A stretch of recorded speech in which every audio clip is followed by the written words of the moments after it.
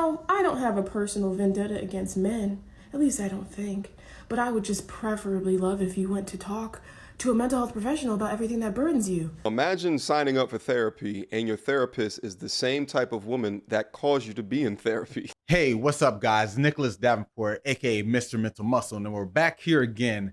And I want to talk about something I saw while watching YouTube on one of the channels I watch a lot. I've covered his videos numerous times, and it's mediocre tutorial and reviews. Now, this particular episode was interesting because it really hit home because he was talking about this lady who went viral for all the wrong reasons. Now, for almost the last year, she basically has been ranting on TikTok and social media, originally about how Black men are trash, and she's a therapist. She treats people for mental health issues, sometimes maybe even disorders, and she's talking ill of her clients. Now, she didn't say any names to my knowledge, but the fact is, you're talking down on someone you're supposed to be helping.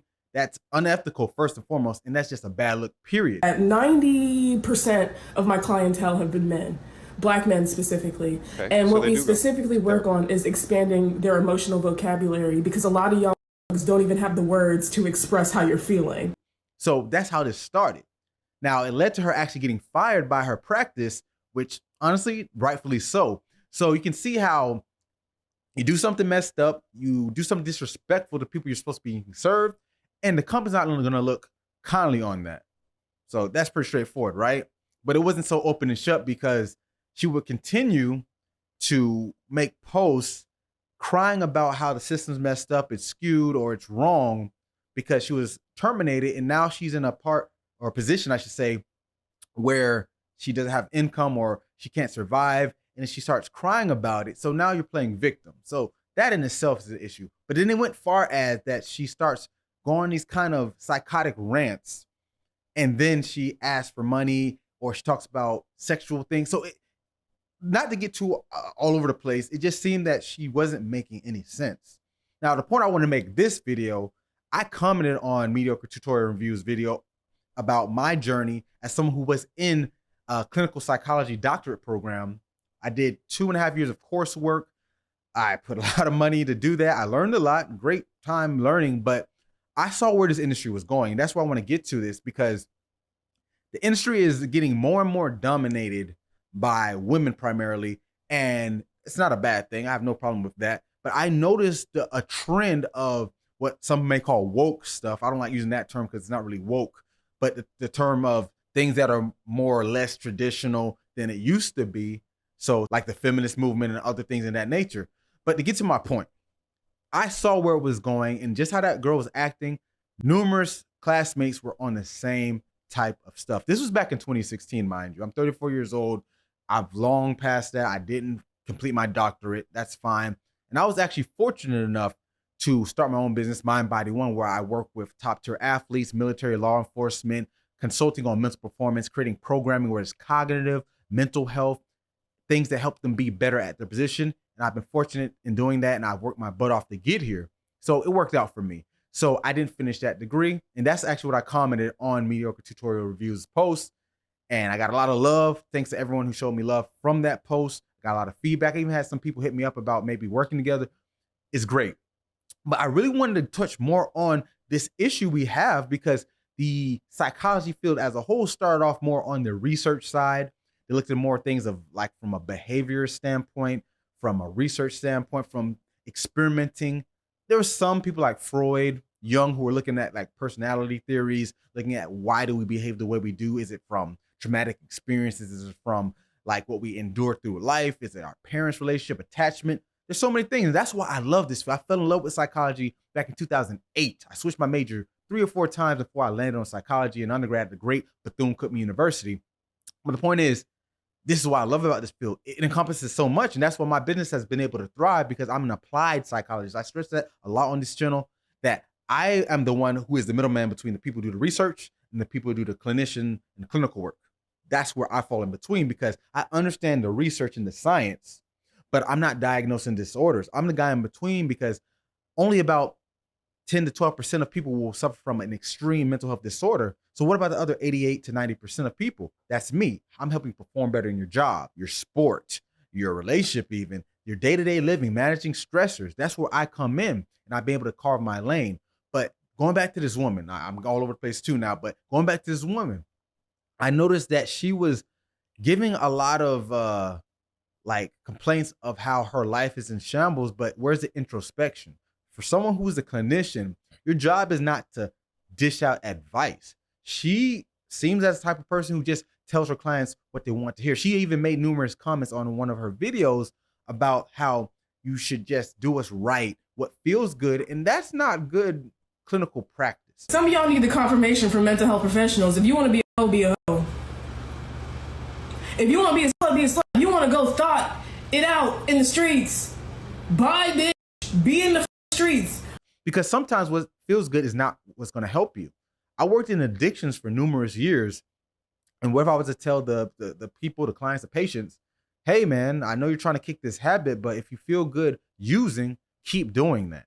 And that's why I saw this industry going. It turned into more so about giving advice, being more about just positivity. Positivity is fine. You should have an optimistic outlook on life. That is what psychology, or at least mental health, should be about. But to get to the optimism, you still have to acknowledge the pessimism. And that's where I think the industry was veering away from, in my personal opinion. I didn't like it. I had numerous professors. I had classmates, like I mentioned, that were more so about this. Let's just talk about the person, how they feel. Cool. That's part of it, definitely. But when it came to the actual solutions or ways to get better, we're skipping over the hard stuff. Because people talk about the mental health do work. Like, that's why I don't like the term, oh, we need therapy, because it's getting used as more as a buzzword. Get therapy, get therapy. Men need therapy. I see this narrative, but what is therapy entailed of? Because if I say get food, food could be a lot of things. Or even more specific, get a pizza. Is it a flatbread pizza? Is it from Domino's? Is it from a gourmet place? It doesn't tell the full story. So when you say things like get therapy, it's a blanket term that just gets dished out flippantly because they want to have people, particularly men, be ostracized as these emotionless beings who aren't really doing anything to make their life better. When you think about it, we're all in the same boat. So this narrative that just men aren't doing the work, as they say. So this is what this lady was dishing out, and this is what the industry is starting to represent. Now, is it everyone? No. I'm fortunate enough to have a network of a lot of people who are in the clinical space that are doing good things. They are giving objective feedback, not advice. Objective feedback. It's just like a sport. Like me, since I'm more on the performance side of psychology, my job is not to make you feel better. My job is not to diagnose. My job is to understand your behaviors, your patterns, your thought process, understand how it makes sense from a cognitive standpoint. Also, how do you process this information and say, what do I need to do? And then what is the goal-directed outcome that comes from that to make you better? That's what I do. Now, going back to therapists, they're a little different. They're not supposed to necessarily make you perform better in a sense. They do indirectly, because if you're living better, feeling better, you will perform better. But if you get into this narrative that everything is trauma just because it makes you feel bad, or everything is stressful because it didn't go the way you want it, we have a problem here. And this lady, she's preaching the narrative, like outside of her complaining about her clients on social media, that's pretty bad and unethical, like I mentioned. The fact is, her philosophy, that's another thing. Psychologists, therapists, they have declared philosophies. There's CBT, there's REBT. So CBT is cognitive behavior therapy. This is changing that narrative in your head. How do you think? What are your thought processes telling you? What are they doing for you? There's REBT. So that's rational emotive behavior therapy. So similar to the CBT, but it has different aspects. There's existentialist. There's psychoanalytic. There's solution focus. There's gestalt. So these different types of philosophies are going to shape how your therapist talks to you, how your therapist is going to treat you. And a lot of people don't know this. Everyone thinks it's just psychoanalytic. How do you feel? What did you go through? What is your experiences? How does that shape you now? Me personally, when I was getting my degree in therapy, or to be a therapist, a psychologist, I was an existentialist with a little bit of CBT. Existentialist is a person who's going to be like, what are you doing for your life, making sense of your meaning and what you need to be? I lived that before I even got into this field. And then the CBT, because I do believe you can change the narrative of your behaviors, your thought process, by effectively doing different things to shape the outcomes by repetitively training it to do so, just like any other skill. So that was my philosophy. But it's no one size fits all. There's no right or wrong. It's how you deliver it. But going back to this lady, I think her philosophy is more so, let me appease my client, because I've had people tell me that their therapist is like their friend. I don't think that's good. And that, going back to ethics, there's whole class you have to take on ethics. That's one of the first classes you take. So it's like, they shouldn't be your friend. They should be comfortable with you and you should be comfortable with them. Because obviously, if you're getting to points where you have these super important issues you're dealing with and you're trying to get better, they need to be comfortable enough to talk to the therapist and vice versa. Therapist needs to be comfortable with them and they have to be comfortable with therapists so the therapist can do their job. But you shouldn't be hanging out with them on the weekends. You shouldn't be, hey girl, hey bro. Like, it shouldn't be that. Like, you can have, like, don't get me wrong, you can have a friendly, like, you can say bro. I'm not saying you can't say that. But you get saying that the connotation shouldn't be that you're just able to be like this with this person, because now you're overstepping boundaries. And even if there's a licensed therapist who is your friend, they probably shouldn't treat you. That's going back to ethics. Maybe they give you some advice, refer you to someone else.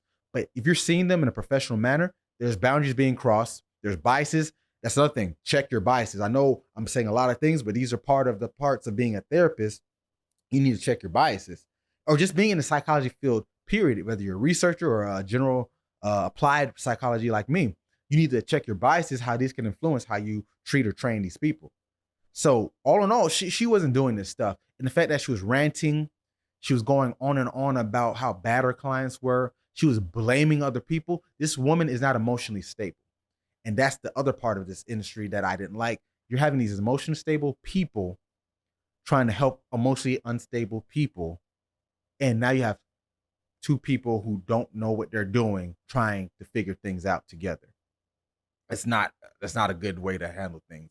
And there's really a very low barrier of entry. So don't think because someone has a PhD or a master's in clinical psychology or clinical social work or anything to be a therapist that they're automatically just this knowledgeable person. Like me, I have the degrees. I've done a lot of coursework. Even though I didn't finish my doctorate, I have over like 50 credits beyond my undergrad degree. So I've done a lot of graduate level work. But that's not what made me what I am now. I do a lot of research. Every day I'm reading articles on different topics, help with my practice, my business, so I can stay on top of things and be the best at what I do.